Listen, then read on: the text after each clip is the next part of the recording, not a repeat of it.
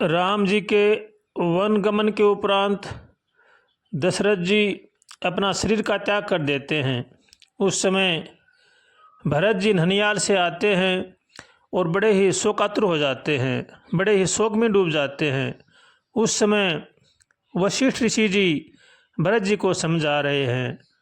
सुनहु भरत भावी प्रबल, बिलख कहें मुनिनाथ, हानि लाभ जीवन मरण, जस अपजस विधियात। हे भरत जी, ये सब विधाता के हाथ में है। इसका किसी का भी किसी प्रकार का कोई दोष नहीं है, न किसी प्रकार का किसी का वश चलता है। जैसा जैसा मनुष्य का प्रारब्ध होता है वैसा वैसा ही अपने आप होता चला जाता है। इसलिए इसमें न किसी को शोक करना चाहिए और न किसी को दोषी ठहराना चाहिए। जैसा हमारा कर्म है, जैसा हमारा प्रारब्ध है, वैसा अपने आप विधाता के अनुसार होता चला जाता है। इसमें मनुष्य को बड़े ही सावधानी के साथ और भगवान के शरण में रह करके भगवान का भजन करना चाहिए। जीवन में सुख दुख आने जाने की चीज़ें हैं, ये कभी आते हैं और कभी जाते हैं, इसलिए इनमें घबराना नहीं चाहिए।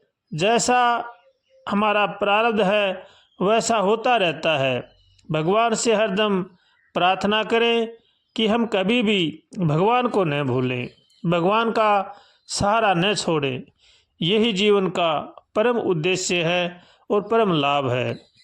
भगवान से हरदम प्रार्थना करें, हे नाथ हमें सद्बुद्धि दो, सद्विचार दो, ताकि संसार की बुराई से बचें। ऐसे भगवान से रोज कातर स्वर से प्रार्थना करनी चाहिए।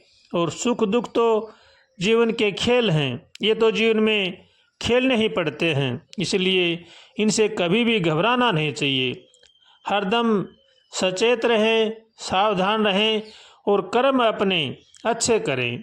सबके साथ प्रेम का बर्ताव रखें, अपने माता पिता की सेवा करें, बड़े बूढ़ों का आदर करें। और जैसा जीवन में दुख सुख हानि लाभ ये आते हैं, इनको सहन करने की भगवान से प्रार्थना करनी चाहिए।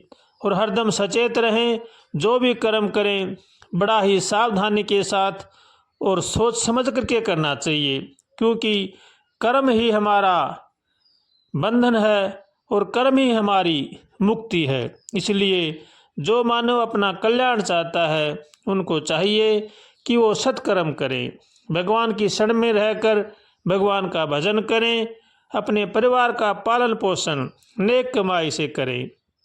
अगर हम किसी को धोखा देंगे, किसी के साथ छल कपट करेंगे, तो वो हमें जीवन में अशांत करेगा, तकलीफें देगा। इसलिए हरदम सचेत रहें, सबका भला सोचें, सबका भला करें। कर्म वो खेती है जो हर हाल में मनुष्य को भोगनी ही पड़ती है, इसलिए कर्म बड़े ही सावधानी के साथ करना चाहिए। जैसा हम कर्म करते हैं वैसा ही हमारा प्रारब्ध बनता है, और जैसा हमारा प्रारब्ध होता है वैसा ही हमारा जन्म होता है।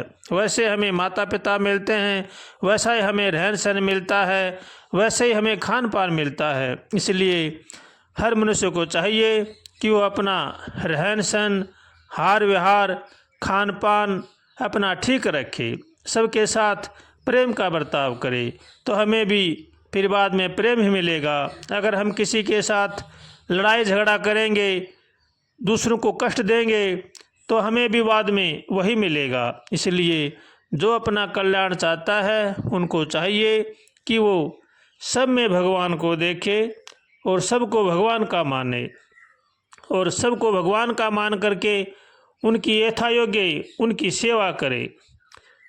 पक्षियों को चूगा डालना चाहिए, अतिथि की सेवा करनी चाहिए, और अपने परिवार का पालन पोषण नेक कमाई से करना चाहिए। अगर हम चोरी करेंगे तो वो धन भी हमें रसातल में ले जाएगा, हमें भी ले जाएगा और हमारे परिवार को भी ले जाएगा। इसलिए चोरी का धन कभी भी नहीं काम में लेना चाहिए। भगवान से हरदम प्रार्थना करनी चाहिए हे नाथ, हमें सद्बुद्धि दो, सद्विचार दो, ताकि संसार की बुराई से बचे।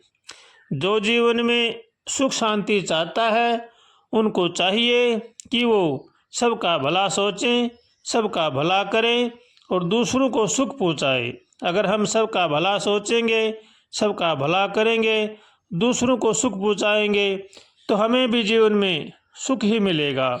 अगर हम दूसरों को कष्ट देंगे, दुखी करेंगे, तो हमें भी जीवन में वही मिलेगा। इसलिए सबके साथ अच्छा व्यवहार करना चाहिए, सबका भला सोचना चाहिए, सबका भला करना चाहिए और भगवान की शरण में रह करके भगवान का भजन करना चाहिए। यही जीवन का सार है, क्योंकि मनुष्य जन्म बड़ा ही अनमोल है, ये देवताओं को भी दुर्लभ है।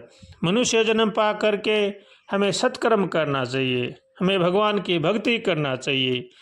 भगवान हमें मनुष्य जन्म भगवान की भक्ति करने के लिए ही देते हैं। 84 लाख योनियां हैं, ये सब भोग योनियां हैं। ये अपना अपना कर्म भोग करके चले जाते हैं। मनुष्य योनि केवल एक भगवान को प्राप्त कर सकती है। इसलिए हर मनुष्य को चाहिए कि वो अपने जीवन को व्यर्थ में नहीं गंवाए, सबका भला करे, भला सोचे और भगवान की शरण में रह करके भगवान का भजन करे। श्रीमन्नारायण नारायण नारायण हरि, श्रीमन्नारायण नारायण नारायण हरि, श्रीमन्नारायण नारायण नारायण हरि, श्रीमन्नारायण नारायण नारायण हरि, श्रीमन्नारायण नारायण नारायण हरि।